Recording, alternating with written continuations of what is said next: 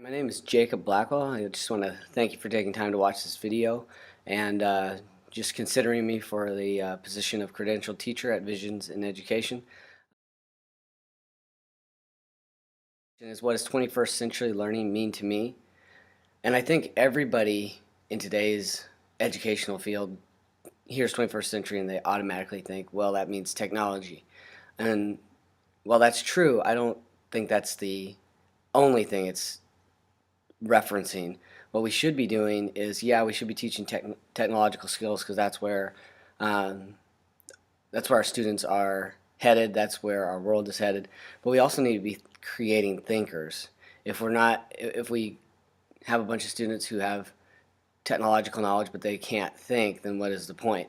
If you read Creating Innovators, that's the whole book. In that whole book, Tony Wagner's talking about creating students who are thinkers, who are going to go out and they're going to make innovations to better the world. And I think if we get so caught up in we have to teach these kids technology, well, we're going to lose that. We need to teach them how to think. We need to teach them how to process information, how to be innovative, and not just sit and text. That's an important skill that everyone must have in today's world.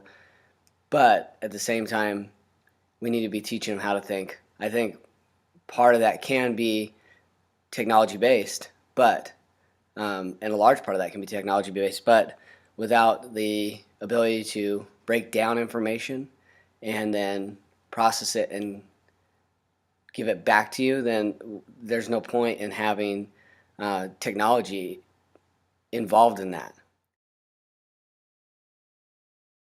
So the next question was, what 21st century skills would you use? I think this is where you start to reference the technology side. Um, there's a couple different platforms that I've used. You can use Moodle. To me, I've used it in the past, but it's a little cumbersome. I don't like it as much as I like Schoology. Schoology.com. It has the look of a Facebook, but it's educational, and you can post videos, you can post assignments, you can post discussions, so that they can be doing, they can be doing the classwork out or the schoolwork at home. They can be watching videos and they can be taking notes. You can give them guided notes, all that kind of stuff. You can have discussions back and forth. You can send them documents on there, as well as Google Drive, which is more simplistic. You can't do a lot of discussion things, the videos. You could try to upload videos, but the discussion piece wouldn't be as fluid for Google Drive. But for simply uploading documents, uploading presentations, Google Drive works really well, and it's pretty user-friendly.